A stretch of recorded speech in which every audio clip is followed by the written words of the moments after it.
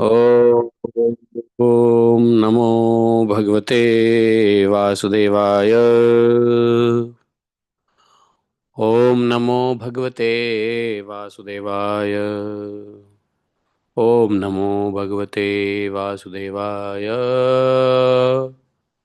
ॐ नमो भगवते वासुदेवाय।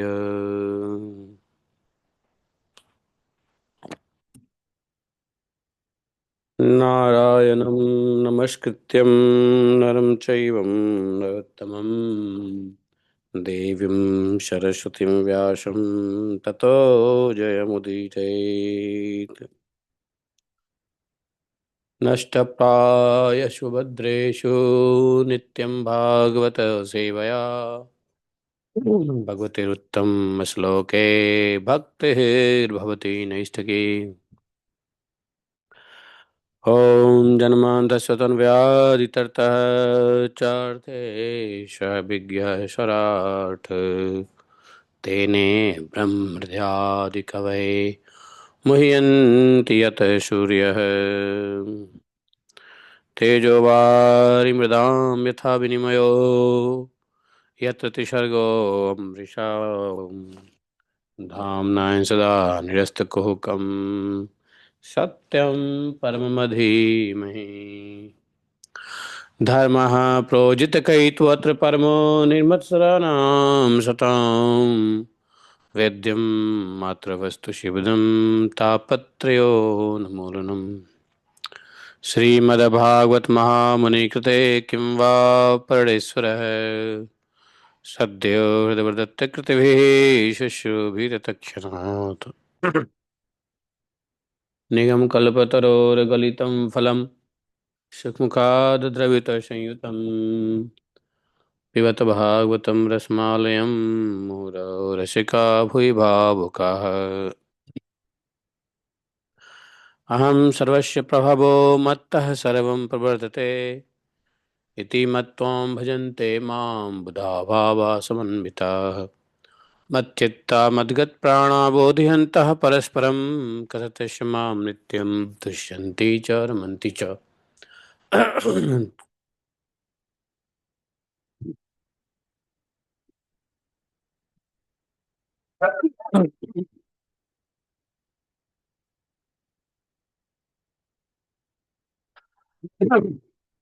तेषां सततयुक्तानां भजतां प्रीतिपूर्वकं ददामि बुद्धियोगं तं येन मापुयान्ति ते। तेषामेवानुकम्पार्थम् अहम् अज्ञानजं तमः नाशात्मभावस्थो ज्ञानदीपेन भास्वता। अहमेवास्मेवाग्रे नान्यत् सतसत्परं पश्चादहं ते तस्य इव शिष्येत् स्वस्म्यहम्। ऋतेऽर्थं यत् प्रतीयेत न प्रतीयेत चात्मनि तद्विद्यादात्मनो मायां यथा भाषो यथात्मः। यथा महान्ति भूतानि भूतेषु चावचश्वनो प्रविष्टान्यनुप्रविष्टानि तथा तेषु न तेष्वहम्। एतावदेव जिज्ञासुं तत्त्वजिज्ञासुनात्मना न व्यतिरेकाभ्यां यत् स्यात् सर्वत्र सर्वदा। हरे कृष्ण कृष्ण कृष्ण हरे हरे हरे राम राम राम हरे हरे। हरे कृष्णा। तो पौष कृष्ण पंचमी है आज। द्वादश स्कंध चौथा अध्याय 23वां श्लोक। बुद्धीन्द्रियार्थरूपेण ज्ञानं भाति तदाश्रयम् दिश्यत्वया दिश्यत्वाभ्यतिरेकाभ्याम् आद्यन्तवद्वस्तु यत् दीपश्चक्षुश्च रूपं च ज्योतिषो न पृथक् भवेत् एवं धीः खानि मात्राश्च न स्युरन्यतमादृतात् बुद्धेरजागरणं स्वप्नः सुषुप्तिरिचि उच्यते चौच्यते मायामात्रमिदं राजन् नानात्वां प्रत्यगात्मनिः। यथा जलधरा व्योम्नि भवन्ति च भवन्ति च ब्रह्मणेदं तथा विश्वम् अव्यव्योदयाप्ययात्। सत्यम ही अवयवः प्रोक्तः सर्वावयविनामिह बिनार्थेन प्रतीयेरण पदस्यैवाङ्गतन्तवः यत् सामान्य विशेषाभ्याम उपलभ्येत सभ्रमः अनन्यो अन्यापाश्रयात् सर्वमाद्यन्तवदतस्तु यत् ॐ अज्ञानतिमिरान्धस्य ज्ञानाञ्जनशलाकया चक्षुरुन्मीलितं येन तस्मै श्रीगुरवे नमः। श्रीचैतन्यमनोभीष्टं स्थापितं येन भूतले स्वयं रूप कदा मह्यं ददाति स्वपदान्तिकम् वन्देऽहं श्रीगुरोः श्रीयुतपत्कमलं श्रीगुरून् वैष्णवांश्च श्रीरूपं साग्रजातं सहगणरघुनाथान्वितं तं सजीवम् साद्वैतं सावधूतं परिजनसहितं श्रीकृष्णचैतन्यदेवं श्रीराधाकृष्णपादान् सहगणललिता शिवशाखान्वितांश्च हे कृष्ण करुणा सिंधो दीनबंधो जगतपते गोपेश गोपिकान्तं राधाकान्तं नमोऽस्तुते तप्त कांचन गौरांगी राधे वृंदावनेश्वरी वृषभानुसुते देवी प्रणमामि हरिप्रिये वाञ्छाकल्पतरुभ्यश्च कृपा सिन्धुभ्येव च पतितानां पावनेभ्यो वैष्णवेभ्यो नमो नमः। जय श्री कृष्ण चैतन्य प्रभु नित्यानंद श्री अद्वैत गदाधर शिवासादि गौर भक्तवृंद हरे कृष्ण कृष्ण कृष्ण हरे हरे हरे राम राम राम हरे हरे हरे कृष्ण कृष्ण कृष्ण हरे हरे हरे राम राम राम हरे हरे।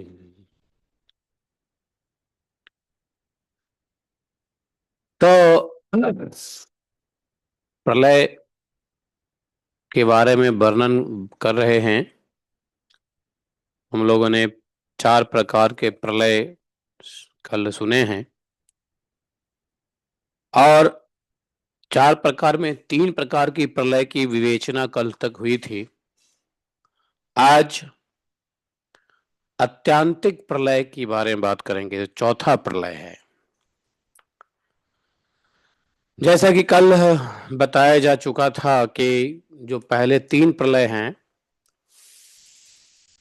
नित्य, नैमित्य और प्राकृत, ये तीनों प्रलय में वाइंडिंग अनवाइंडिंग होती है। सृष्टि का विस्तार और समापन होता है, लय प्रलय होता है। लेकिन जो चौथा है, जिसको अत्यंतिक प्रलय कहते हैं, इसमें प्रलय तो होता है लेकिन दोबारा से सृष्टि नहीं होती, निर्माण नहीं होता। इसके बाद क्या होता है? मोक्ष होता है। तो मोक्ष भी जो है प्रलय ही है, लेकिन वो अत्यांतिक प्रलय है। इसमें दोबारा व्यक्ति, जीव सृष्टि के चक्र में नहीं फंसता है। एक बार जब इस संसार से निकल जाता है तो पुनः इस संसार में नहीं आता है। यही अत्यांतिक प्रलय है, मोक्ष का स्वरूप बतलाया है।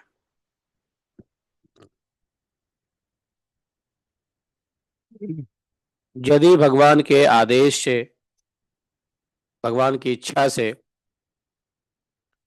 ऐसे मोक्ष व्यक्ति, चाहे वो इस जगत में हो चाहे किसी भी जगत में हो, उनको इस संसार का जो माया मल है वो नहीं लगता है। अर्थात इसलिए इसको मोक्ष बोला। इसको मोक्ष इसलिए बताया कि यह मोक्ष रूपी है। कि मोक्ष में क्या होता है कि मोक्ष में शरीर में हो या शरीर में नहीं हो, इस जगत में हो या इस जगत से ऊपर की जगत में हो, कहीं भी हैं, माया मोह नहीं ग्रसता है, माया मलिन नहीं होता है।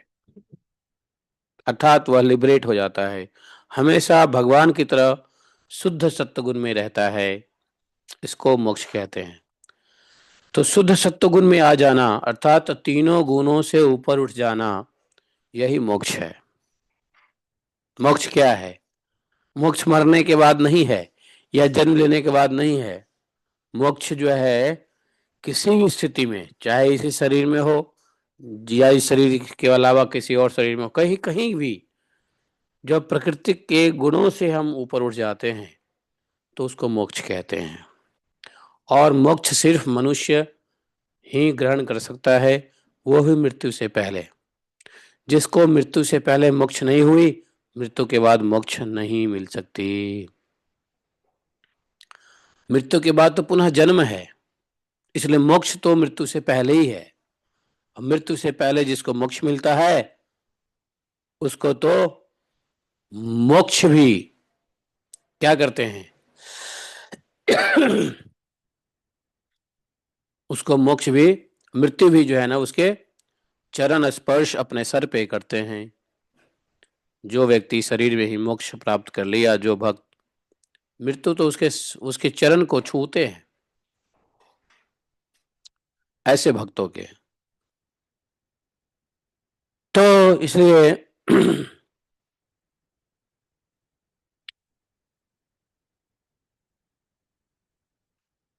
ओम अज्ञानतिमिरान्धस्य ज्ञानाञ्जनशलाकया चक्षुरुन्मीलितं येन तस्मै श्री गुरुवे नमः। तो जो चौथा है वो है, तो इस प्रलय में क्या होता है बता रहे हैं। बुद्धि इंद्रियार्थ रूपेण ज्ञानम भाति तदाश्रयम दृश्यत्वाभ्यतिरेकाभ्याम आद्यंत वस्तु यत।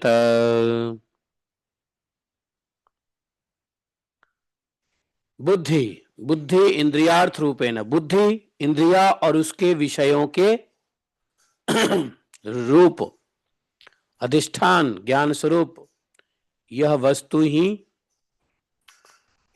दिखाई पड़ती है, हो रही है। तो उन सबका तो आदि भी है, अंत भी है। बुद्धि, इंद्रियों, इंद्रियों के विषय, और यहां तक कि इंद्रियों के अधिष्ठान, अधिष्ठान और जो भी वस्तु दिखाई देती है ज्ञान स्वरूप, वो सब उसका आदि भी है, अंत भी है। और जिसका आदि और अंत हो, जिसका आरंभ और विनाश हो, तो वह सत्य नहीं हो सकता, इसलिए वह सत्य नहीं है। वे केवल क्या है, दृश्य है। और दृश्य होने से अपने अधिष्ठान से भिन्न सत्ता भी नहीं है, इसलिए सर्वथा मिथ्या है, माया मात्र है।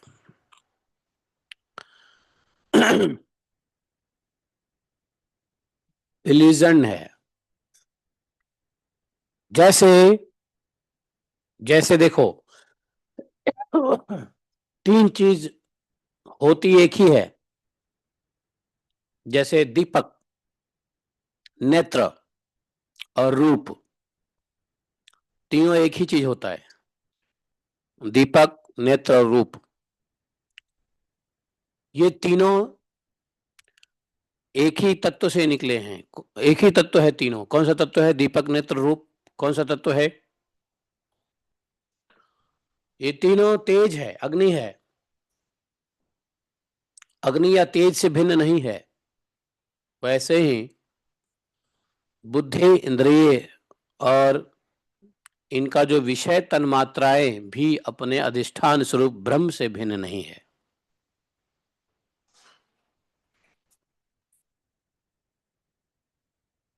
फिर भी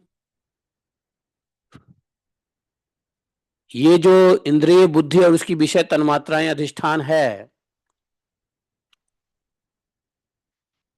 वो ब्रह्म से सर्वथा भिन्न है। देख लो, दीपक, नेत्र, रूप है तीनों अग्नि, लेकिन अग्नि से भिन्न भी है। ये है तीनों अग्नि, अग्नि से अलग नहीं है। उसी प्रकार बताया कि बुद्धि, इंद्रिय और विषय के तन्मात्राएं भी अपने अधिष्ठान स्वरूप ब्रह्म से भिन्न नहीं है।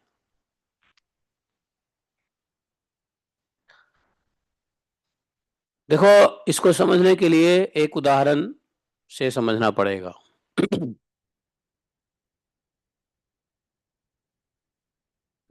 हिंदी के शब्द है अधिष्ठान, अध्यस्त। इसको समझना पड़ेगा, अधिष्ठान अध्यस्त के क्या मतलब है।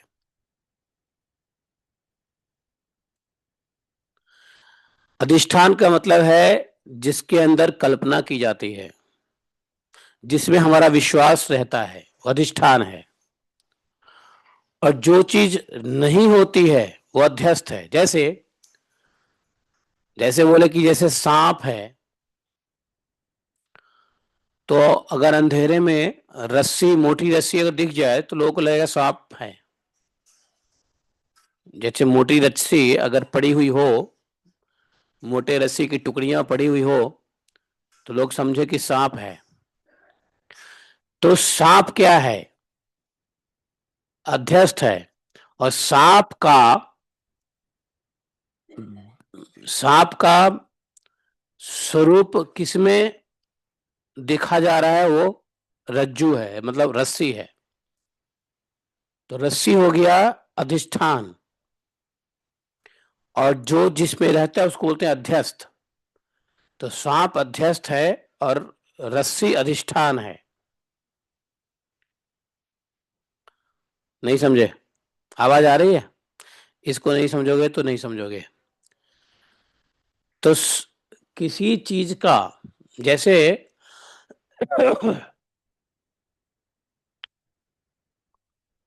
सांप अध्यस्त है और उसका स्वरूप रस्सी में देखा जा रहा है, अधिष्ठान है। तो सांप और उस थोड़े देर के लिए अज्ञानतावश या अंधेरा रहने की वजह से रस्सी को सांप मान लिया जाता है। तो वो अपने अधिष्ठान से, अधिष्ठाता से भिन्न नहीं होता, अध्यस्त से भिन्न नहीं होता। किंतु अध्यस्त सर्प से अधिष्ठान का कोई संबंध नहीं है। सांप और रस्सी में कोई संबंध नहीं है, लेकिन उसमें भ्रम बस देख लिया जाता है। तो कारण क्या है? भ्रम। तो उसी प्रकार से ये बुद्धि इंद्रिय विषय को ब्रह्म से समझाया है। ब्रह्म को बुद्धि इंद्रिय विषय से कुछ नहीं लेना देना है, लेकिन माया मात्र, अर्थात अज्ञान मात्र, इल्यूजन की वजह से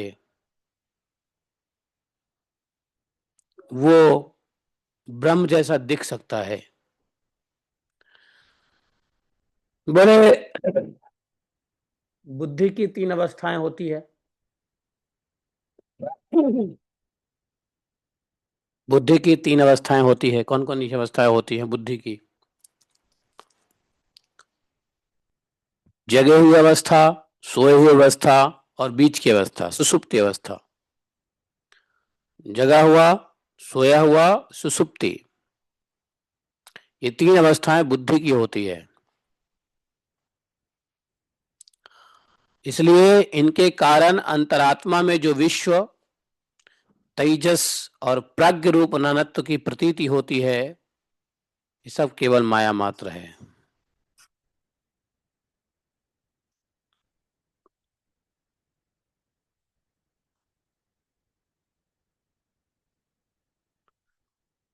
बुद्धि के अंतर्गत जितने भी नाना प्रकार का एकमात्र सत्य आत्मा से कोई संबंध नहीं है। नानत्व का एकमात्र सत्य आत्मा से कोई संबंध नहीं है, बुद्धिगत नानत्व। तो सत्य तो आत्मा ही है, लेकिन बुद्धि की वजह से नाना प्रकार का विषय, द्रव्य, वस्तु, दृश्य दिखाई देती है, इसका आत्मा से कोई संबंध नहीं है। बुद्धि का फिर क्या है, रोल क्या है बुद्धि का? बुद्धि का रोल है बस जो आत्मगत विषय है उसको ग्रहण करने का ही कार्य बुद्धि का है।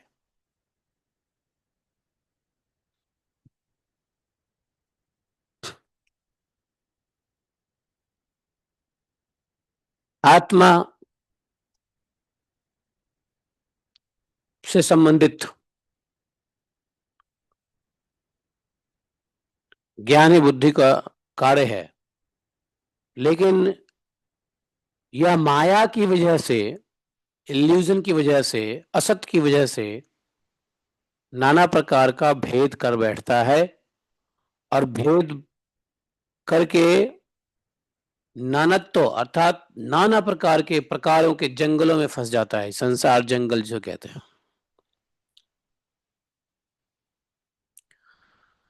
और ऐसे फंसता है संसार जंगल में बुद्धि नानत्व, नानत्व अर्थात टू मेनी, नाना नाना नाना किसको कहते हैं?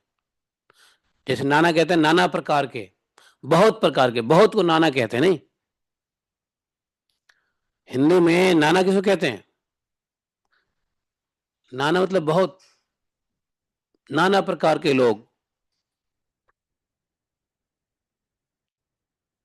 वैसे नाना एक रिश्तेदारी भी होती है, नाना एक रिश्तेदारी भी होती है, लेकिन रिश्तेदारी की बात नहीं है। नाना, नाना मतलब अनेक, मेनी काइंड, टाइप ऑफ। तो नानत्व मतलब बहुत प्रकार की भेद बुद्धि, उसको नानत्व कहते हैं।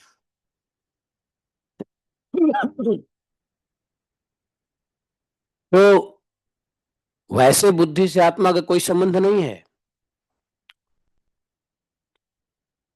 जो संबंध नहीं है तो बुद्धि आया क्यों? तो सिर्फ आत्म विषयों को ज्ञान प्राप्त करने के लिए। पर्पस क्या था? आत्म विषयों को ज्ञान प्राप्त करने के लिए बुद्धि का काम था। लेकिन बुद्धि माया संसार में आके क्या हुआ? नाना प्रकार के, अनेक प्रकार के विषयों में फंस गया। इसलिए बुद्धिगत नानत्व, बुद्धि भेद हो गया। और बुद्धि भेद नाना प्रकार के वस्तुओं में होता है, तो वह नानत्व इतना बड़ा जंगल है कि उसमें आत्म विषय चीज के ऊपर विश्वास नहीं होता। विश्वास क्यों नहीं होता है? क्योंकि बुद्धि नानत्व में फंस जाता है। कई प्रकार के चीजों में, नानत्व में, अनेकता में, अनेकों में बुद्धि, अनेक बुद्धि भ्रम हो जाता है, इसलिए विश्वास नहीं होता। अब समझ गए क्यों विश्वास नहीं होता है लोगों को? इतना शास्त्र सुनने के बाद, इतना कई बार पढ़ने के बाद, सब कुछ करने के बाद, शास्त्र ज्ञान ले लिया, कई बार भागवतम सुन लिए, गीता सुन लिया, सब कुछ सुन लिया, साधु को सुन लिए, सन्यासी को सुन लिया, सब कुछ सुनने के बाद भी आत्म विषयों में भरोसा क्यों नहीं होता? उसका कारण यही है, भेद बुद्धि, नानत्व में फंस जाओ, बुद्धिगत नानत्व। बुद्धि तो वैसे ही आत्मा से अलग है, लेकिन फिर भी बुद्धि को थोड़ा सा आत्म कल्याण के लिए, हम प्रयोग में लाने के लिए बुद्धि मिला है। कोई पूछ सकता है यदि बुद्धि का आत्मा से संबंध नहीं है तो बुद्धि का काम क्या है शरीर में? बुद्धि क्यों आया? वो इसलिए आया कि आत्मगत विषय को सोचे, आत्म संबंधी विषय को, आत्म कल्याण के विषय को में बुद्धि लगाए, भगवत कल्याण, भगवत विषय में बुद्धि लगाए, आत्म कल्याण और भगवत विषय में बुद्धि लगाए। तीनों अवस्था में, बोले तीनों अवस्था में, जागृत, स्वप्न, सुषुप्ति। तो शुरुआत कहां से होता है? जागृत से होता है। तो पहले जागृत अवस्था में हमारी बुद्धि भगवान में लगती है, आत्म विषयों में लगते हैं, परमात्मा विषय में लगता है। तो जागृत से वो चला जाता है सुषुप्ति में, फिर सोए हुए भी वही होता रहता है। जो साधु लोग दिन भर भगवान की सेवा में लगे रहते हैं जैसे तैसे, रात्रि में वही करते हुए उनको दिखाई देते हैं। दिन भर आप पढ़ो तो रात्रि में भी आपको वही सब दिमाग में आएगा। दिन भर जो करो रात्रि में वही आएगा। खासकर सोते वक्त जो करो रात्रि को वही आएगा। स्वप्न तो जागृत में के बाद स्वप्न में आता है, और जागृत और स्वप्न दोनों में जब भगवान की बुद्धि आ जाती है, भगवत बुद्धि आ जाता है, डिवोशनल इंटेलिजेंस आ जाता है, तो वो सुसुप्ति अवस्था में बना रहता है। तो जानते हो, वास्तव में न जागृत रहना होता है न सोना रहता है, दोनों के बीच की सुसुप्ति अवस्था, ये सुसुप्ति की अवस्था जो होती है, इसी को योग निद्रा भी कहते हैं। तो शुरू में तो योग निद्रा या कह सकते हो, लेकिन बाद में धीरे धीरे धीरे इसकी अभ्यास बढ़ते बढ़ते वो तुरीय अवस्था हो जाता है। तुरीय अवस्था, सुसुप्ति से अगला अवस्था हो जाता है तुरीय अवस्था।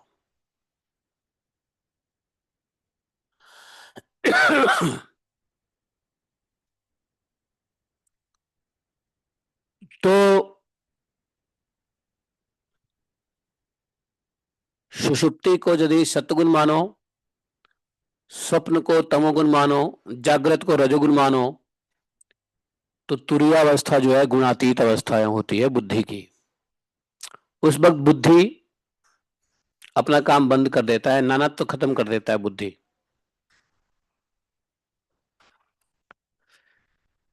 पता नहीं ये सब बातें मैं ही समझ रहा हूँ या आप लोग भी समझ रहे हैं सुन करके, सुन भी रहे नहीं रहे, कोई सुन रहा है क्या? आवाज आ रही है? बहुत ही गहन विषय है। हरे कृष्णा। विषय बहुत गहराई है ये। ऐसा नहीं कि प्रलय, चार प्रकार के प्रलय हैं तो प्रलय समझ लिया, ये प्रलय वो प्रलय हो गया जी, खत्म कहानी प्रलय। विषय बहुत गहरी है। पानी थोड़ा गहरा है, भगवत ज्ञान की पानी थोड़ा गहरा है, उतरना पड़ेगा, समझे? इसलिए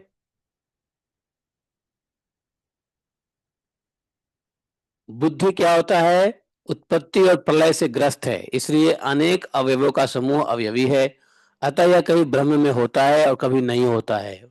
ठीक वैसे ही जैसे आकाश में मेघमाला कभी होती है कभी नहीं भी होती है, तो बुद्धि की उत्पत्ति होती है, प्रलय भी होती है, बुद्धि का नाश भी होता है, पुनः बुद्धि आता भी है? बुद्धि का नाश भी होता है, बुद्धि आता भी है।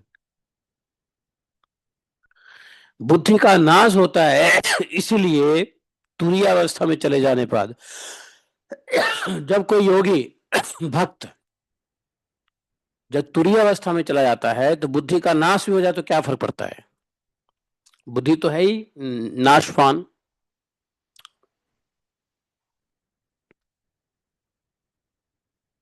फिर से शरीर में, हर शरीर में बुद्धि आती है, और शरीर के समाप्त होने से पहले बुद्धि चली जाती है। वास्तव में देखो तो शरीर के समाप्त होने से पहले ये लोग निकल लेते हैं, नहीं? मन बुद्धि अहंकार ये सब शरीर खत्म होने से पहले ही चले जाते हैं ये लोग।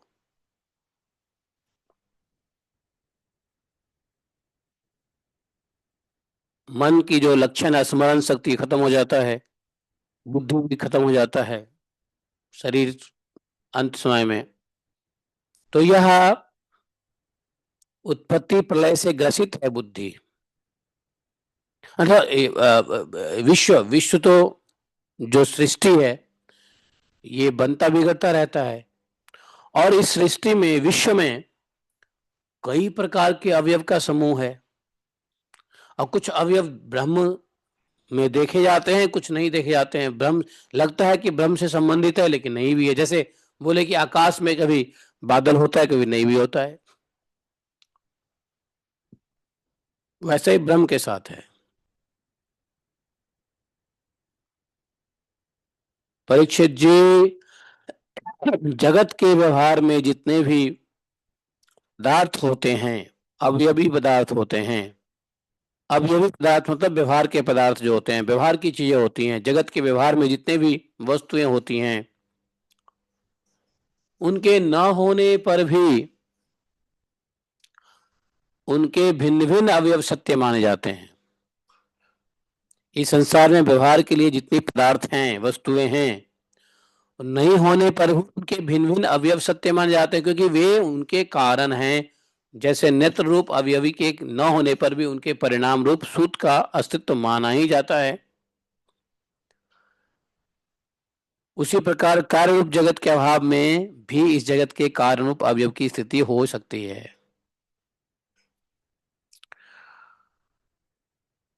जैसे अगर कोई अंधा हो गया आंख से, तो ऐसा नहीं है कि सूर्य नहीं है या पेड़ पौधे नहीं है। तो वह कोई व्यक्ति अगर उसको देखने की शक्ति नहीं है, फिर भी दृश्य के अस्तित्व तो रहता ही है।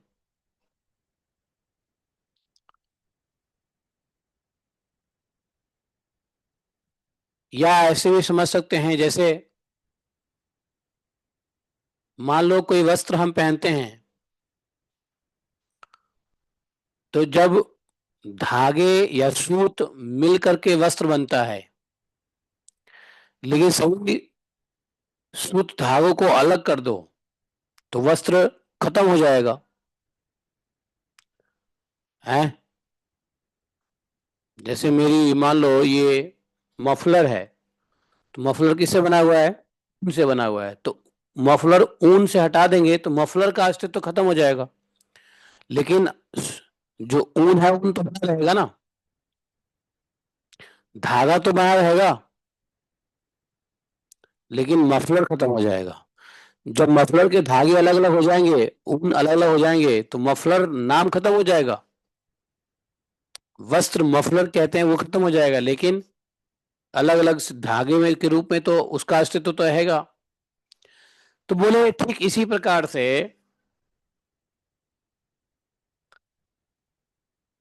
जगत के अभाव में भी जगत के कारण रूप अवयव की स्थिति हो सकती है, परंतु ब्रह्म में यह कार्य कारण का वास्तविक नहीं। ब्रह्म को एक किसी भी प्रकार के कार्य कारण भाव की कोई वास्तविक नहीं है, क्योंकि देखो तो कारण तो सामान्य वस्तु है, कार्य शेष वस्तु है।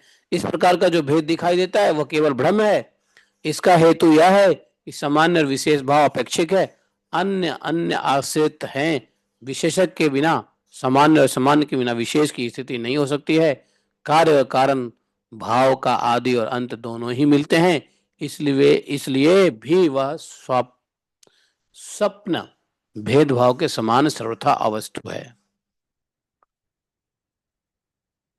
बहुत ही ये ये जानते हो, ये बताने की कोशिश क्यों कर रहे हैं?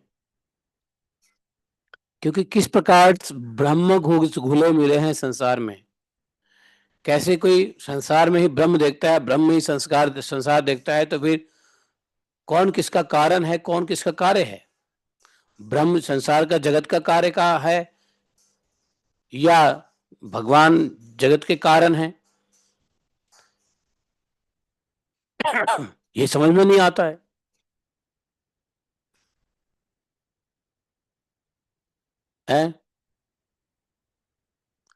मान लो कोई व्यक्ति अपना चप्पल पे चलता है, वही चप्पल अपने सर पे रख ले और फिर वही चप्पल पैर के नीचे दबा के चले, तो चप्पल शरीर का भार होता है या शरीर चप्पल का भार होता है? तो कोई कहेगा नहीं नहीं, शरीर के ऊपर चप्पल है, शरीर चप्पल का भार हो रहा है। लेकिन जिसने पैर के नीचे चप्पल देखा तो कहेगा नहीं नहीं, चप्पल के ऊपर शरीर का भार होता है। तो देखने की दृष्टिकोण अलग अलग है।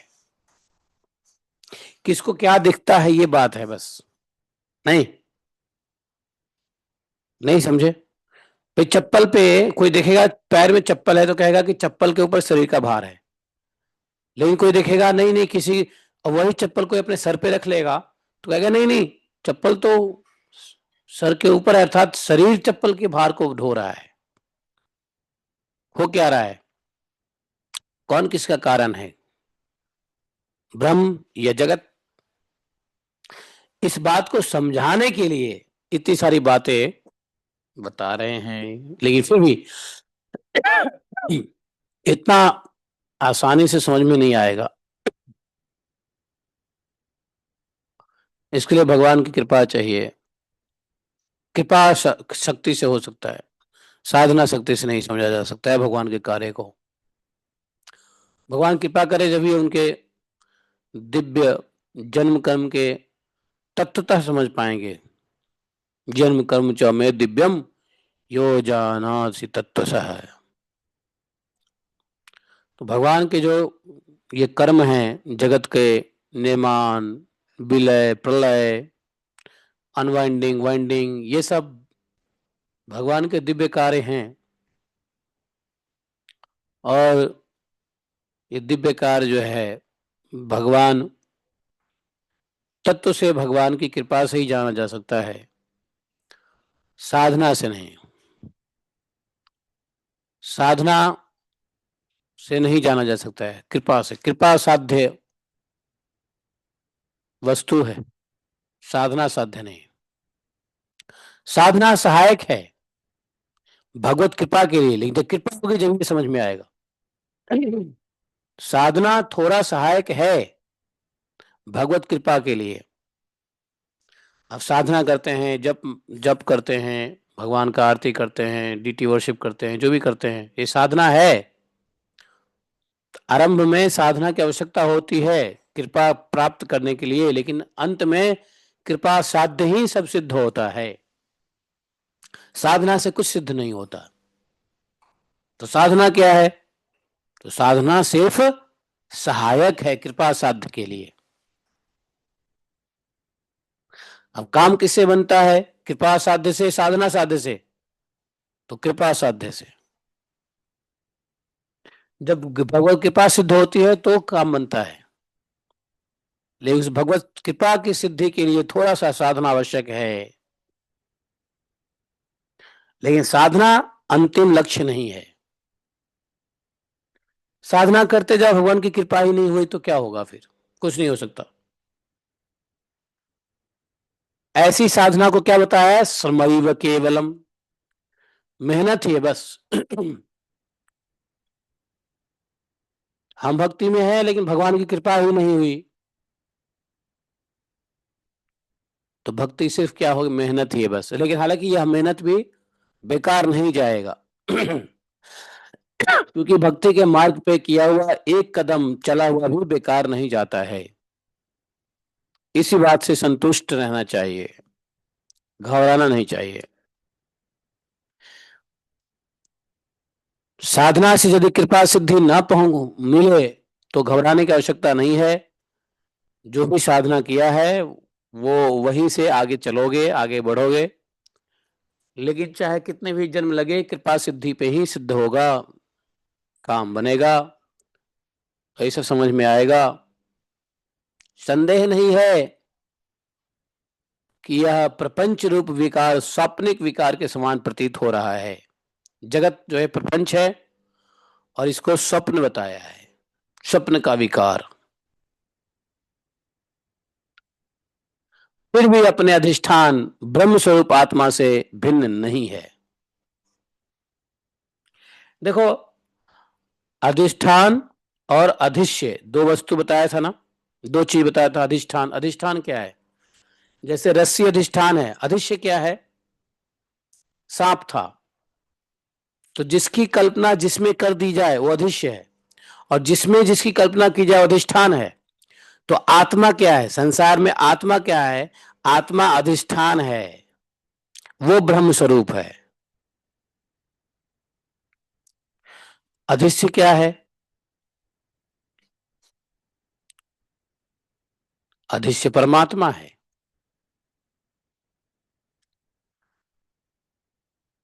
तो इसलिए बोले कि कोई भिन्न नहीं है, आत्मा परमात्मा में कोई अधिक अंतर नहीं, अंतर है ही नहीं। वही आत्मा वही परमात्मा है। ब्रह्म स्वरूप आत्मा से भिन्न नहीं है। चाहे कोई चाहे भी तो आत्मा से भिन्न रूप में थोड़ा भी अणु मात्र भी इसका निरूपण नहीं कर सकता। यदि आत्मा से पृथक इसकी सत्ता मानी भी जाए तो भी चिद्रूप आत्मा के समान स्वयं प्रकाश होगा। ऐसी स्थिति में वह आत्मा की भांति ही एक रूप सिद्ध होगा।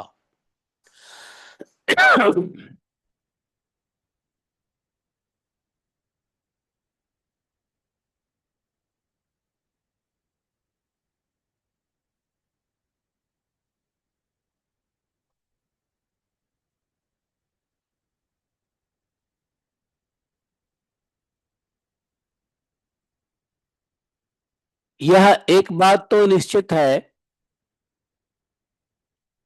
कि सत्य वस्तु में ननत्व नहीं है, परमार्थ सत्य वस्तु में ननत्व नहीं है, लेकिन दिखता भी है। जैसे सभी व्यक्तियों में आत्मा एक ही है, लेकिन फिर भी बुद्धि में सभी व्यक्ति एक नहीं दिखते हैं। अपना प्राय का भेद आ जाता है। दूसरे की गाय है, उसको रोटी हम नहीं खिला पाते हैं, और हमारी गाय हम उसको रोटी खिलाते हैं। ऐसा होता है ना। दूसरी गाय है तो हम चारा नहीं देंगे, अपनी गाय है तो हम अपनी गाय के लिए चारा लाए हैं खरीद के। तो कहाँ खत्म हुआ मैं मेरापन, समदर्शिता कहाँ खत्म हुआ।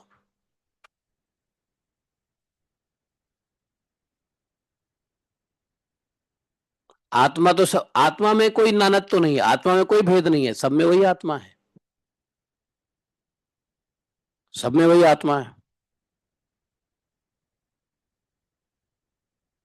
लेकिन फिर भी भेद आ जाता है, नानत्व का भेद आ जाता है। नानत्व का भेद आते ही ये मेरा गाय है, ये मेरा बच्चा है, ये मेरा बच्चा है, ये मेरी चीज है।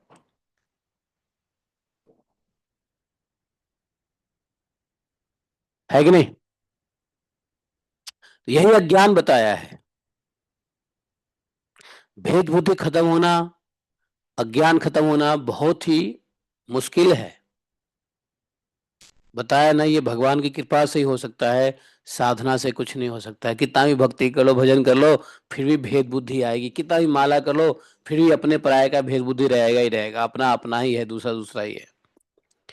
कहोगे तो फिर संसार में ऐसा कभी हुआ है कि कोई व्यक्ति दूसरे को ही अपने में देखे और अपने को भी अपने एक जैसा देखे। बोले हाँ ऐसा हुआ है। कौन? देखो तुकाराम जी, एक एग्जाम्पल हो तुकाराम जी का। तुकाराम जी के जीवन में आपने सुना होगा, तुकाराम जी को जब कुछ चीज मिलता था तो रास्ते में आते थे। जैसे एक बार उनको गन्ना मिला, गन्ना, वो एक एक जानते हो, गन्ना, शुगर कैन स्टिक मिला उनको। तो 8-10 गठरी थी, बंडल था गन्ने का। रास्ते में आ रहे हैं और अच्छा, ला किसके लिए रहे थे? अपने बच्चों को खिलाएंगे। बच्चे कहते थे पिताजी गन्ना ले आओ। अब मराठी में क्या बोलते हैं पता नहीं, बर्धन गन्ना ले आओ। उनको गन्ना मिला तो बच्चों की याद आई, चलो बच्चों के लिए ले चलते हैं। रास्ते में दूसरे के बच्चों ने मांगा तो उन्होंने उसको भी दे दिया। बांटते बांटते बांटते बांटते बांटते बांटते, जानते हो, कोई एक गन्ने का स्टिक बचा, वो घर पे लाए। उनके लिए अपना बच्चा दूसरे के बच्चे में कोई अंतर ही नहीं था। सबको आत्म दृष्टिकोण से देख रहे थे। भगवान की कृपा होती है ना, तो भेद बुद्धि जब नाश होता है तो सब में आत्मा ही का ही दर्शन होता है। यही सत्य है आत्मा। और सत्य में कोई नानत्व तो नहीं है, भेद बुद्धि नहीं है।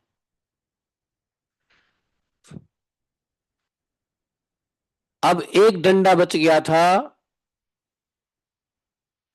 तुकाराम जी लाए घर पे।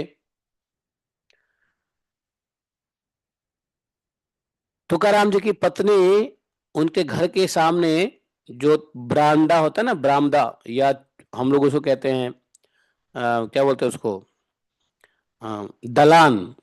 घर के आगे एक दलान होता है जिसको बरामदा कह लो।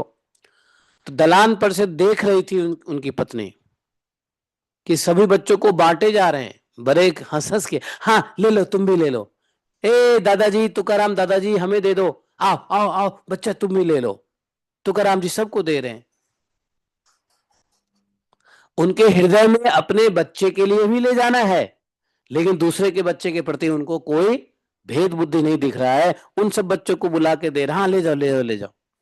अब ये बात उनकी पत्नी देख रही है कि कैसे अपरालेल है।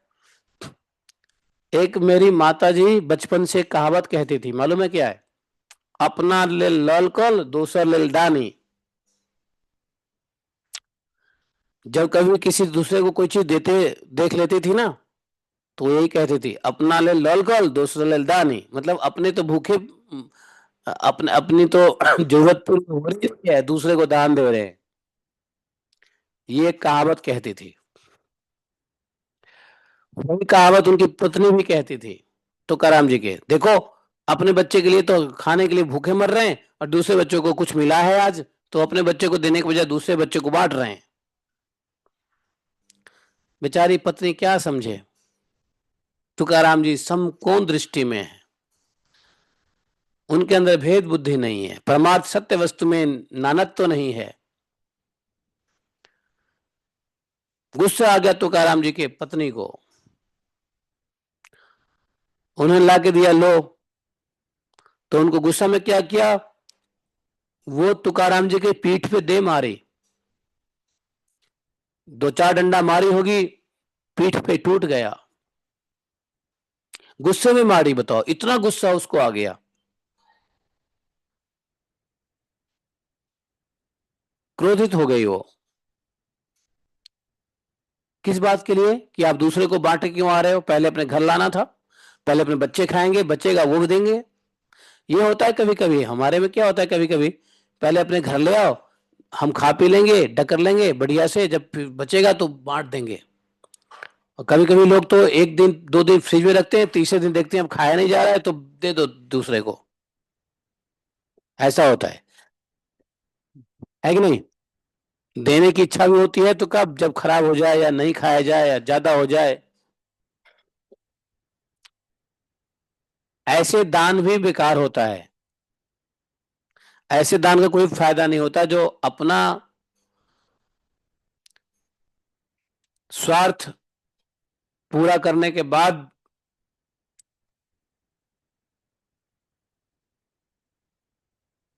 बचे हुए मन से दिया जाए, उस दान का कोई फायदा नहीं है।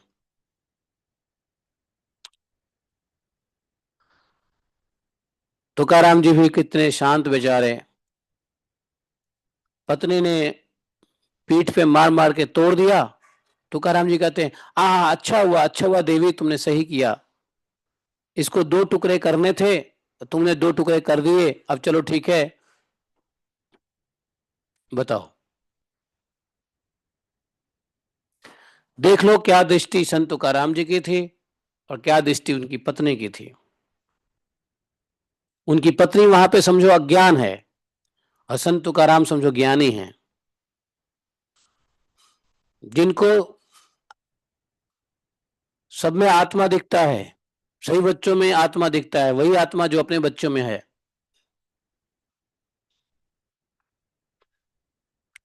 वो दूसरे के बच्चों को इसलिए नहीं दे रहे हैं, इसलिए नहीं बांट रहे हैं कि अपने बच्चों को नहीं देना है, ऐसा भी नहीं, अपने बच्चों के लिए भी देना है, लेकिन दूसरे के बच्चे मांगे तो भी दे दिया। आत्मा तो एक ही है। बच्चे क्या, कोई बड़ा व्यक्ति भी मांगा तो भी दे दिया। बच्चे में ही आत्मा थोड़ी ना है, बड़े में भी वही आत्मा है। आत्मा तो कभी ना बच्चा होता है, ना कभी बूढ़ा होता है, ना कभी मरता है। आत्मा का कोई वो थोड़ी ना है, एज थोड़ी ना है। बूढ़ा भी मांगा तो भी दे दिया, ले जा रहे हैं बच्चे के लिए, लेकिन बूढ़ा व्यक्ति मांग लिया तो भी दे दिया। तो ये एक क्लासिक एग्जाम्पल है संतों के चरित्र से, संत तुकाराम जी के चरित्र से, कि कैसे परमार्थ सत्य वस्तु में ननद तो नहीं रहता है ज्ञान होने के बाद, लेकिन अज्ञानी परमार्थ सत्य वस्तु में ननत्व स्वीकार करता है, तो उसका वह मानना वैसा ही है जैसा महाकाश और घटाकाश, आकाश स्थित सूर्य और जल में प्रतिबिंब सूर्य का, और वायु वस्तु और अंतर वायु भेद मानना। जैसे सूर्य है तो सूर्य में, जल में सूर्य है, और सूर्य तो सूर्य है ही मान लो, तो जल में प्रतिबिंब सूर्य है, उसको उस सूर्य से अलग मानेंगे।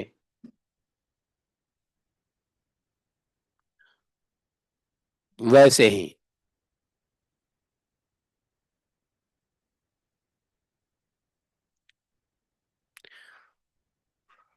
एक और एग्जाम्पल बड़ा अच्छा दिया है। जैसे व्यवहार में सोना एक ही होता है, लेकिन सोने को घिसाई पिटाई गला करके नाना प्रकार के रूप दे दिया जाता है।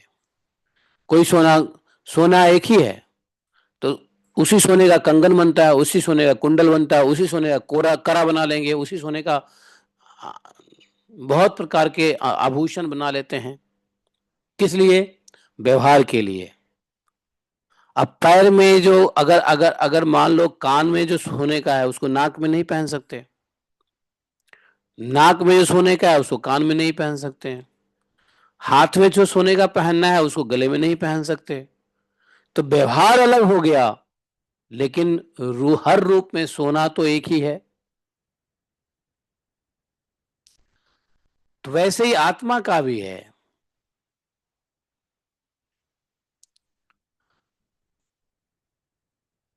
तो भगवान को, आत्म स्वरूप भगवान को अनेकों रूप में वर्णन करते हैं।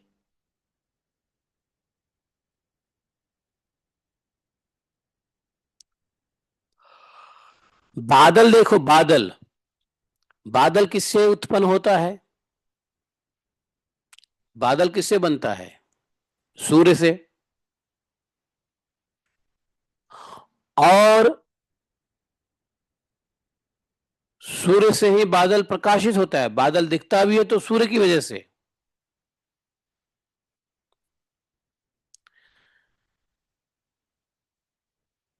बादल बनता सूर्य से है, सूर्य से ही प्रकाशित होता है। और आंख किसका अंश है? सूर्य का अंश है। फिर भी सूर्य और नेत्र के बीच में बादल सूर्य को ढक देता है। क्लासिक एग्जाम्पल है, बहुत बढ़िया एग्जाम्पल दिया है। पता है ना सूर्य से ही बादल बनते हैं? नहीं पता है? अगर सूर्य ना हो तो बादल नहीं बनेंगे। सूर्य पृथ्वी के जल को सोखती है। नहीं, और जब सोख सोख लेते तो उसके बाद क्या होता है? वो घने बादल बन जाते।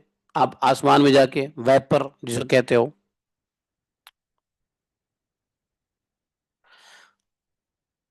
वेपर जब इकट्ठा होता है तो कौन से कलर का होता है? श्यामले कलर का होता है, श्याम वर्ण। जल से भरा हुआ वायु श्याम वर्ण होता है। वायु से ही जल निकलता है, वायु से वैसे अग्नि निकलती है। वायु और जल के बीच में अग्नि है। तो कौन है अग्नि? सूर्य है। तो सूर्य का अंश आंख है। तो सूर्य से ही बादल बनता है। बादल दिखता भी है सूर्य के जैसे रात्रि है। भाई रात्रि में सूर्य तो नहीं होता है तो बादल दिखता है रात्रि में? बताओ। अंधेरे में बादल दिखेगा? नहीं दिखेगा। बादल देखने के लिए भी सूर्य चाहिए। तो बादल बनता भी सूर्य से है, बादल दिखाई देता भी सूर्य से है, लेकिन वही बादल सूर्य को ढक भी देता है। आंखों से सूर्य को ही नहीं दिखाई देता, जबकि आंख सूर्य के ही अंश है। तो बोले ठीक वैसे ही ब्रह्म से अहंकार उत्पन्न होता है, ब्रह्म से ही अहंकार दिखता है, लेकिन ब्रह्म के अंश जीव के लिए ब्रह्म और जीव के बीच में साक्षात्कार का बाधक बन जाता है।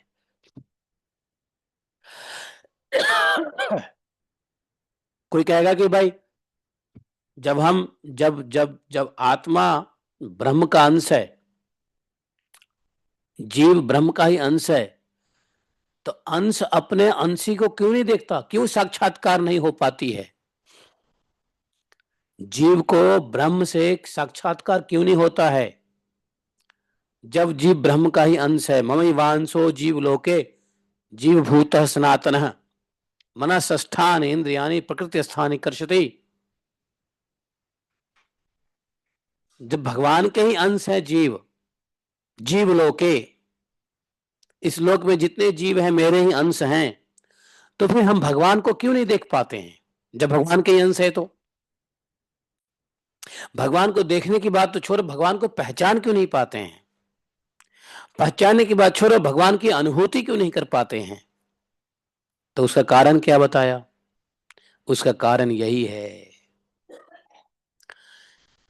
अहंकार। यह अहंकार ब्रह्म से उत्पन्न होता है,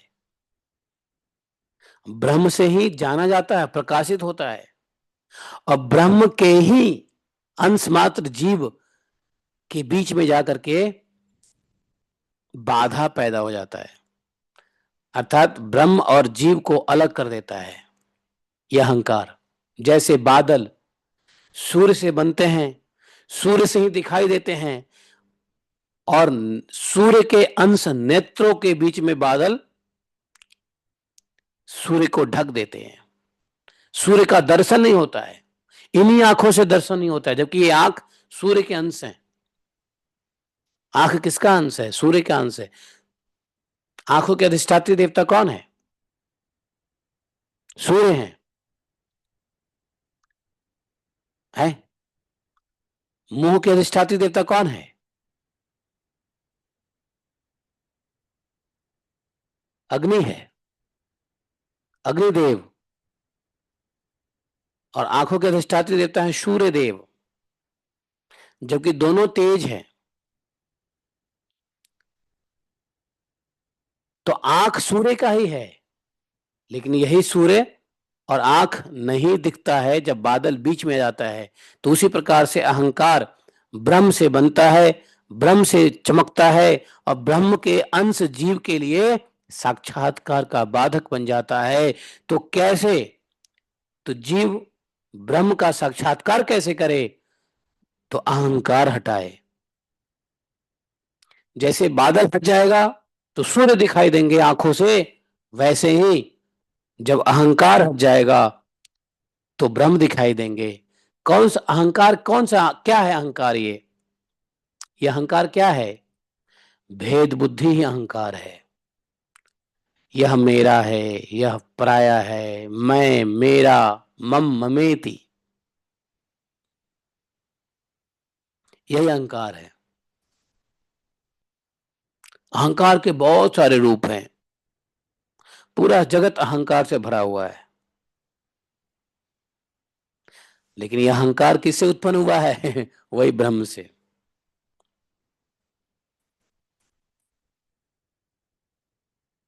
अव्यक्त प्रकृति ही तो इस जगत को बनाता है, और अव्यक्त प्रकृति ब्रह्म ही है। अहंकार ब्रह्म से उत्पन्न होता है। अब ब्रह्म ना हो तो अहंकार भी नहीं दिखेगा। तो इसलिए बोला कि अहंकार शून्य होना पहला आवश्यक वस्तु है, और अहंकार शून्य करने के लिए ही भक्ति है। अपने को दैन्य मानना, अपने को भगवान का दास मानना, अपने को चींटी से भी नीचे समझना, तृणादपि सुनीचेन तरोड़पि सहिष्णुना, हर परिस्थिति में सहिष्णु रहना, अपने को तृण से भी नीचे समझना, घास से भी, है ना, लोअर देन द ग्रास, और लाइक ग्रास। तो अहंकार शून्य करता है। तो ये जगत क्या है? जगत अहंकार बढ़ाता है। अव्यक्त प्रकृति से प्रकृति आती है, गुण आता है, फिर प्रकृति आते हैं, और पूरा जगत से अहंकार व्याप्त है। इसलिए ब्रह्म जगत में होते हुए भी ब्रह्म नहीं दिखते हैं, क्योंकि अहंकार से ढके रहते हैं। जैसे बादल से सूर्य ढका रहता है।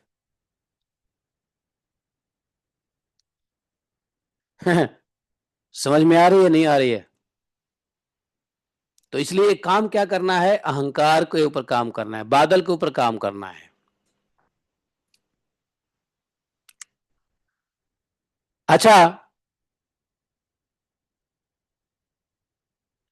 अहंकार को हटाने में भी ब्रह्म का ही हाथ है। जैसे बादल छटेगा तो बादल छटने में भी किसका हाथ है? सूर्य का ही। सूर्य जब तेज प्रकाश करेंगे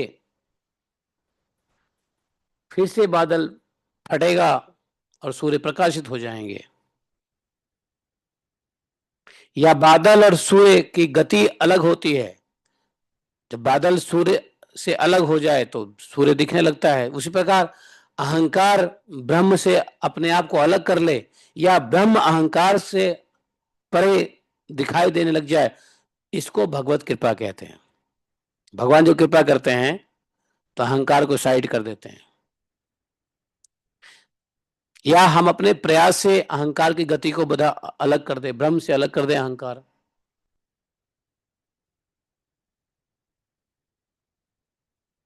बहुत गहराई विषय है, बहुत गहरी विषय है।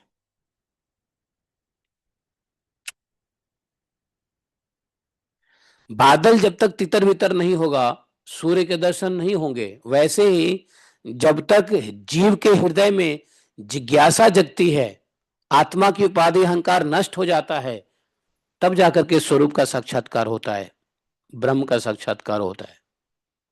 बादल तितर बितर होती है तब सूर्य दिखते हैं। वैसे ही जीव के हृदय में जब ब्रह्म की जिज्ञासा होती है तो जिज्ञासा से अहंकार नष्ट होता है।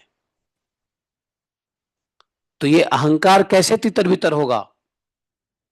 तो बोले जिज्ञासा करो। किसकी जिज्ञासा करो? ब्रह्म की जिज्ञासा। तो बोले क्या? अथार्थो ब्रह्म जिज्ञासा। ये जो ब्रह्म संहिता है ना, ब्रह्म क्या बोलते, ब्रह्म सूत्र। ब्रह्म सूत्र में क्या है? अथार्थ ब्रह्म जिज्ञासा। ब्रह्म को जानने की जिज्ञासा ये अहंकार को नाश करने में सहायक होता है। क्योंकि जब ब्रह्म को जानोगे तो ब्रह्म के अनुसार कार्य करोगे। जानोगे तो मानोगे, मानोगे तो विश्वास करोगे, विश्वास करोगे तो क्रियाएं करोगे, क्रियाएं करोगे तो कृपा होगी। नहीं, कोई जिज्ञासा ही नहीं करेगा तो क्या जानेगा? जो नहीं जानेगा तो क्या मानेगा? जो नहीं मानेगा क्या विश्वास करेगा? जब कोई विश्वास ही नहीं करेगा किसी चीज भगवान में तो फिर क्या कर्म करेगा? और कर्म नहीं करेगा तो कृपा कहां से आएगी? कृपा तो कर्म से होता है। किसी व्यक्ति की कृपा चाहिए तो उसकी सेवा करनी पड़ेगी कर्म से। इसलिए भगवान की कृपा भी कर्म योग से होगा। अपनी दिनचर्या भगवान की सेवा में लगानी पड़ेगी। अपने कार्य जो संसार में कर रहे हैं वो भगवान की सेवा में लगाना पड़ेगा, कर्म योग करना पड़ेगा। अर्थात कर्म में भक्ति लानी पड़ेगी। जो कर्म भगवान के लिए किए जाए उसी को भक्ति कहते हैं। जो कर्म योग भगवान के लिए किया जाए वो भक्ति योग है, वो भक्ति योग बन जाता है।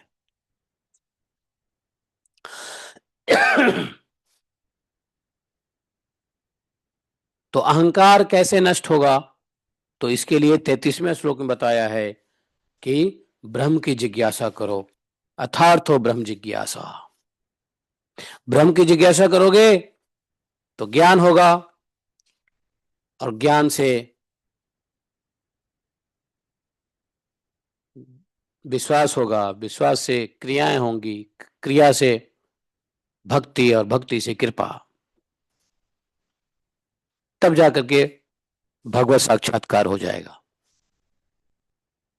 तो देखो, जीव का ब्रह्म से साक्षात्कार नहीं होता है तो क्यों होता नहीं होता है, और जब कब इसकी साक्षात्कार होगी, ये दोनों बातें बता दिया ये 2-4 श्लोकों में। बहुत बड़ी बात बता दिया। हम सोच रहे थे कि सिर्फ प्रलय का वर्णन होगा। अरे बाबा, ये प्रलय से वर्णन, तो प्रलय का वर्णन में कौन सा प्रलय है? ये आत्यांतिक प्रलय चल रहा है। तो जब जीव का ब्रह्म से साक्षात्कार हो जाएगा मोक्ष हो जाएगा, मोक्ष को ही आत्यांतिक प्रलय कहते हैं।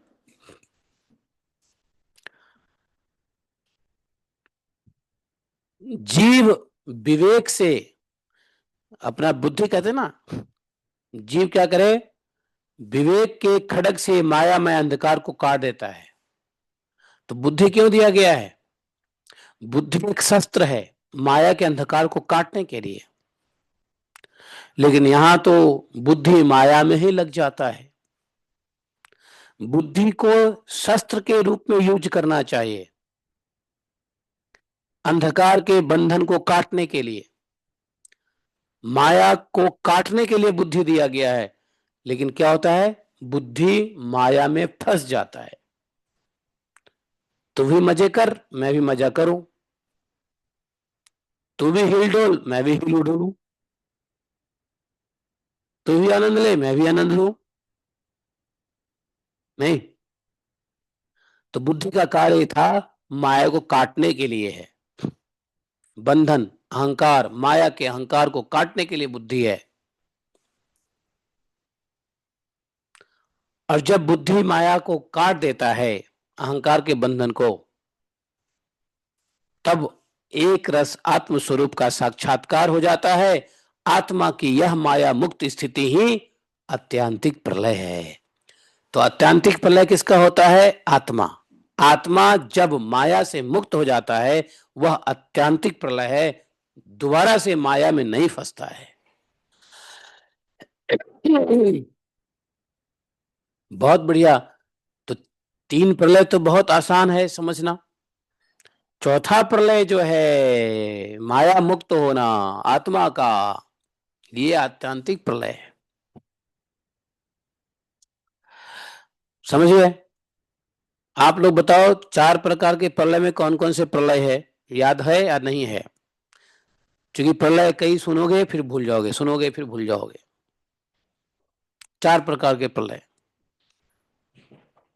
चौथा प्रलय यही था, आत्यांतिक प्रलय। आगे कहते हैं, नित्यदा सर्वभूतानां ब्रह्मादीनां परन्तप उत्पत्ति प्रलयावेके सूक्ष्माज्ञा संप्रचक्षते कालस्त्रोतो जवनो नाशु ह्रियमाणस्य नित्यदा परिणामिनामवस्थतस्था जन्म प्रलय हेतवे। नित्यो नमित्य किश्चैव तथा प्रकृति को लय अत्यांतिकश्च कथितः कालस्य गतिरीदृशी। बोले कि जो लोग तत्व को जानते हैं, जो लोग तत्वदर्शी हैं, उन लोगों का कहना है कि ब्रह्मा से लेकर तिनके तक जितने प्राणी या पदार्थ हैं, सभी हर समय पैदा होते और मरते रहते हैं। वास्तव में ये तो शुरू में बताया गया था कि छोटे से छोटे प्राणी हो, वहां से लेके ब्रह्मा तक सब हर समय पैदा होता है, हर समय मरते रहते हैं। अर्थात नित्य रूप से उत्पत्ति और प्रलय होता ही रहता है। संसार के परिणामी पदार्थ, नदी प्रवाह, दीप शिखा आदि क्षण क्षण बदलते रहते हैं। संसार में जितना भी पदार्थ है, नदी है, नदी की प्रवाह देखो, नदी भी बदलते रहते हैं।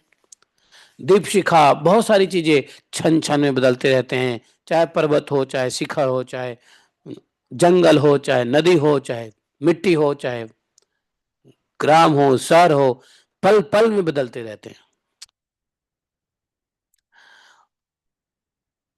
संसार की बदलती हुई अवस्था को देखकर ऐसा निश्चय होता है कि देह आदि भी काल रूप के सोते के वेग में बहते बदलते जा रहे हैं। इसलिए क्षण क्षण में उसकी उत्पत्ति और प्रलय हो रहा है। जैसे आकाश में तारे हर समय चलते ही रहते हैं, लेकिन उनकी गति दिखाई नहीं देती। जानते हो, आकाश में तारा चलता रहता है लेकिन गति नहीं दिखाई देती। वैसे ही भगवान के स्वरूप काल, काल प्राणियों की प्रतिक्षण होने वाली उत्पत्ति प्रलय का भी पता नहीं चलता। काल की गति का पता ही नहीं चलता। परीक्षित जी, हमने आपको 4 प्रकार का प्रलय का वर्णन किया है, उसका नाम आपको ध्यान है ना? क्या नाम है 4 प्रकार के प्रलय का? नित्य प्रलय, नैमित्तिक प्रलय, प्राकृत प्रलय, आत्यांतिक प्रलय। वास्तव में ये सब प्रलय काल की सूक्ष्म गति जैसी है, काल की सूक्ष्म गति जैसी है। विश्व विधाता भगवान नारायण ही सभी प्राणियों और शक्तियों के आश्रय हैं। जो कुछ संक्षेप में कहा है मैंने, यह सब भगवान की ही लीला कथा है। भगवान की लीलाओं का पूर्ण वर्णन तो ब्रह्मा जी भी नहीं कर सकते। ब्रह्मा जी भी प्रलय का, काल का वर्णन नहीं कर सकते, गति का वर्णन नहीं कर सकते। ब्रह्मा जी स्वयं काल के अधीन हैं। ब्रह्मा जी सो जाते हैं तो उनके रात्रि में काल क्या करती है पता ही नहीं। काल क्या करते हैं रात्रि में पता ही नहीं है, ब्रह्मा जी भी सो जाते हैं।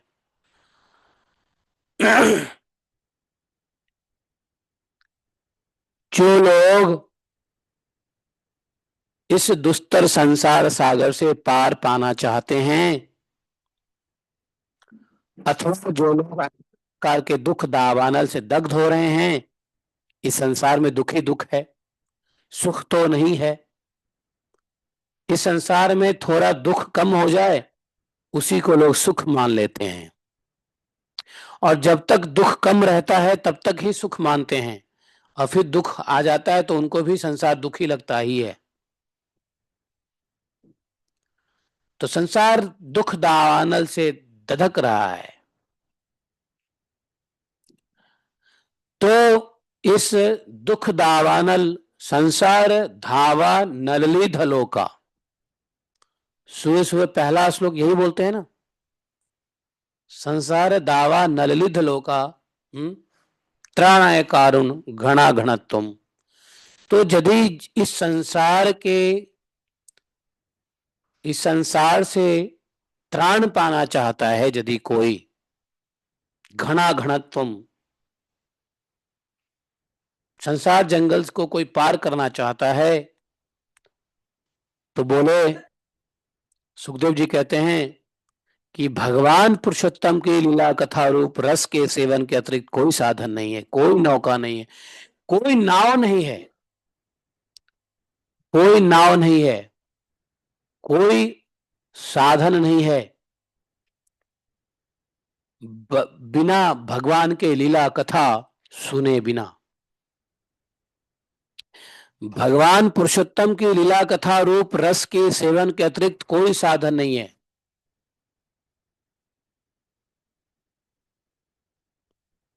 गोपियों ने तो इसलिए कहा ना, तव कथा मृतम तप्त जीवनम।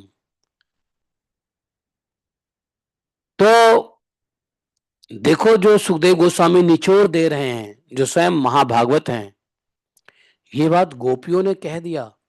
गोपी लोग ही महाभागवत हैं। कह रहे हैं कि भैया, जिसको संसार सागर से निकलना है, उसको भगवान के लीला कथा रूप का सेवन करते रहो, चाहे भगवान की कार्य समझ में आए या नहीं आए। भगवान के दिव्य कार्य समझो या नहीं समझो, क्योंकि भगवान के कार्य तो ब्रह्मा जी भी नहीं समझ सके।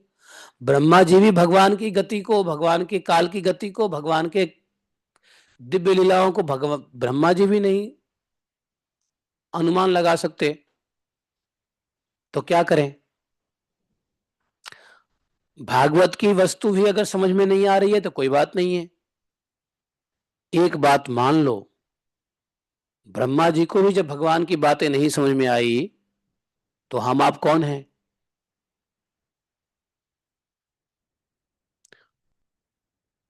थोड़ा बहुत यदि समझ में आ भी रहा है तो भगवान की कृपा है, नहीं आ रहा है तो कोई बड़ी बात नहीं है, क्योंकि ब्रह्मा जी को भी नहीं आया समझ में।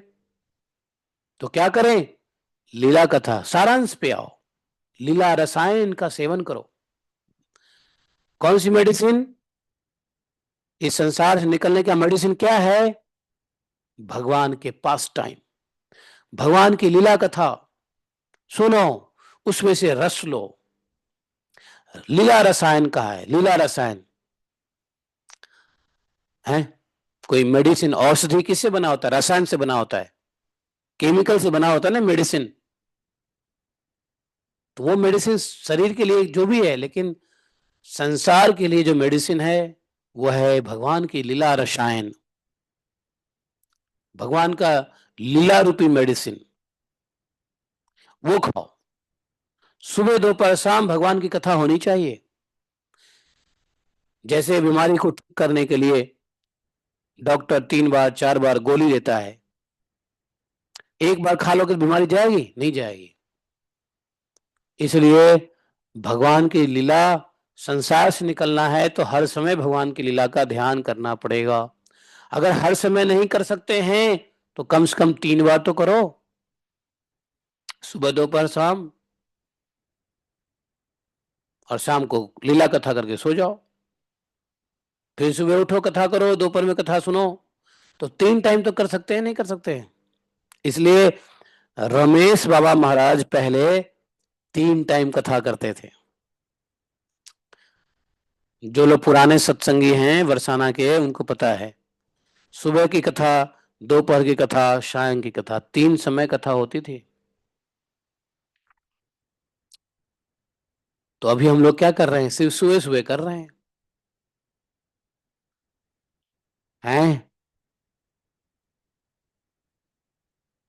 सुखदेव गोस्वामी कहते हैं, महाराज यही भागवत पुराण जो मैंने तुम्हें सुनाया, जो भागवत पुराण मैंने तुम्हें सुनाया, इस भागवत पुराण को ऋषि, सनातन ऋषि नर नारायण ने पहले देवर्षि नारद को सुनाया था। नर नारायण ऋषि ने देवर्षि नारद को सुनाया था, और उन्होंने मेरे पिता महर्षि व्यास देव जी को सुनाया। नर नारायण ने नारद जी को सुनाया ये भागवत, और यही भागवत नारद जी ने मेरे पिताजी को सुनाया।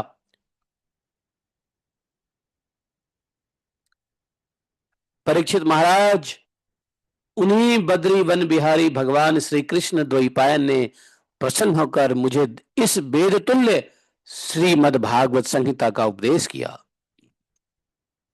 श्रीमद् भागवत को यहां पर वेद तुल्य बताया है। क्या बताया? वेद तुल्य। वेद संहिताम इमाम भागवतीम प्रीतः संहिता वेद संहिताम सवै मह्यम महाराज भगवान वादरायण। बद्री नारायण कहते हैं ना भगवान, नर नारायण का बद्री नारायण भी कहते हैं, बद्री बिहारी भगवान। बद्री वन, बद्री वन के बिहारी कौन है? नारायण है, नर नारायण है। इसको बद्री नारायण, बद्रीनाथ। तो बद्री कौन है? लक्ष्मी है। लक्ष्मी बन गई बद्री के वन और बिहार करने, क्योंकि लक्ष्मी नारायण, नर नारायण के सामने नहीं आ सकती। क्यों? क्योंकि वो तो तपस्वी है ना। तो बन गई वन, और ऐसे वन में विहार करने वाले बद्री वन कहलाए। तो बोले कि श्री कृष्ण द्वैपायन ने प्रसन्न होकर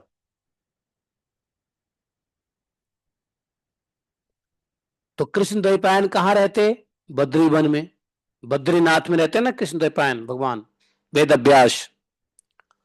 तो बोले वह प्रसन्न होकर के मुझे इस वेद तुल्य भागवत संहिता का उपदेश किया। इसलिए अगर भागवतम को समझते हैं तो वेद को समझना, आप वेद समझ जाओगे भागवतम को समझ, क्योंकि भागवत को वेद बताया है। वेद संहिताम, जो भगवान के भक्त हैं, भागवतम सुनते हैं, समझते हैं, उनको वेद की आवश्यकता नहीं है। कारण क्या है? वेद संहिताम। कोई पूछे क्यों, क्या कारण है, तो कह दो, भागवतम के 12वें स्कंद के 4थे अध्याय के 42वां श्लोक में सुखदेव गोस्वामी ने भागवतम को ही वेद तुल्य बताया है। ये भागवत क्या है? वेद तुल्य है। इसलिए परीक्षित जी, आगे चल के शौनक आदि ऋषि नैमिषारण्य क्षेत्र में बहुत बड़ा सत्र करेंगे, और तब उनके प्रश्न करने पर पौराणिक वक्ता सुत जी उन लोगों को इस संहिता का श्रवण कराएंगे। सुखदेव गोस्वामी बड़े एस्ट्रोलॉजर थे, वो भविष्य की बात भी जानते थे। जब भी तो बता दिया कि कौन कौन से राजा आएंगे तुम्हारे बाद, कलयुग में कैसे कौन से राजा होंगे, क्या होंगे, कितने वर्ष की आयु होगी, तो भविष्य भी बताते थे सुखदेव महाराज। इसका मतलब सुखदेव महाराज त्रिकालदर्शी थे, भविष्य वर्तमान सब देख जानते थे वो। इसलिए उसी समय सुत जी भी वहां बैठे हुए सुन रहे थे। उन्होंने ये बात कही कि इसी संहिता का श्रवण नैमिषारण्य के जो ऋषि लोग हैं जब प्रश्न करेंगे, ब्रह्म सत्र करेंगे, तो सुत जी उनको यही संहिता का श्रवण कराएंगे। यहां पे ये प्रलय के वर्णन का अध्याय समाप्त होता है। अब पांचवा अध्याय है सुखदेव गोस्वामी महाराज का अंतिम उपदेश। अंतिम उपदेश हम लोग कल पढ़ेंगे। छोटा अध्याय है, मात्र 13 श्लोक है, लेकिन बहुत सार है, पूरे भागवतम का सार है। 7 दिन के साप्ताहिक का सार है, जो 7 दिन में सुखदेव परीक्षित महाराज को सुनाया, उसका सारांश है अंतिम उपदेश। समझे? और यहां अंतिम उपदेश दे करके सुखदेव महाराज चलते बने। तो इसके बाद अंतिम उपदेश के बाद कथा सुत जी से सुनेंगे। हालांकि ये सब कथा सुत जी के मुंह से सुन रहे हैं। तो 5वां अध्याय और 6ठा अध्याय कल करेंगे। आज के लिए इतना ही काफी है। तो प्रलय 4 प्रकार के समझ गए, जिसमें सबसे कठिन है अत्यांतिक प्रलय समझना, मोक्ष। तो मोक्ष के बारे में जो वर्णन बताया है वही अत्यांतिक प्रलय है। तो अत्यांतिक प्रलय को मोक्ष का ही वर्णन समझो। दोबारा से जाके भागवतम निकालिए, दोबारा से सुनिए, आज की रिकॉर्डिंग को बार बार सुनिए, तब जाके मोक्ष के विषय में समझ में आ जाएगा। ग्रंथराज श्रीमद् भागवतम की जय। एकम शास्त्रम देव की पुत्र गीतम, एको देवो देव की पुत्र एव, एकम मंत्रस्य तस्य नामानि यानि कर्मापि तस्य दिवस सेवा।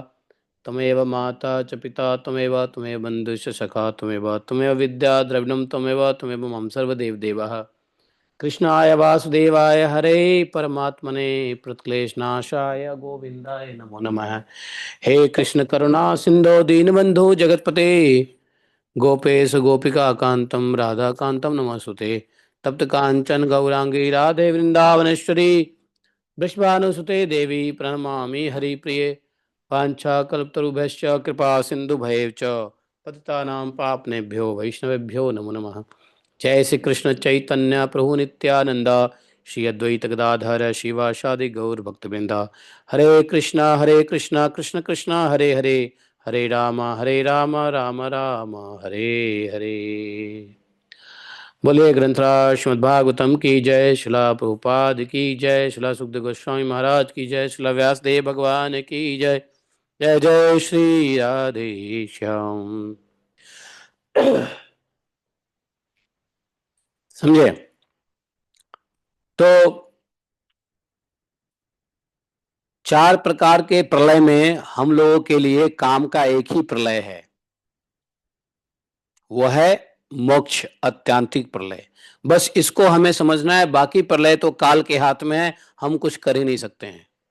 जो हमको करना है वो अत्यांतिक प्रलय की तैयारी करनी है, अर्थात मोक्ष की तैयारी करनी है। समझे? सारांश क्या है?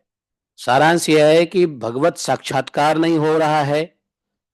उसका कारण क्या है? अहंकार बीच में है। अहंकार को कैसे खत्म करे? तो ब्रह्म जिज्ञासा से। ब्रह्म जिज्ञासा से क्या होगा? ज्ञान होगा, ब्रह्म का ज्ञान। ब्रह्म का ज्ञान होगा तो क्या होगा? श्रद्धा, विश्वास और क्रियाएं ब्रह्म के मुताबिक होंगी।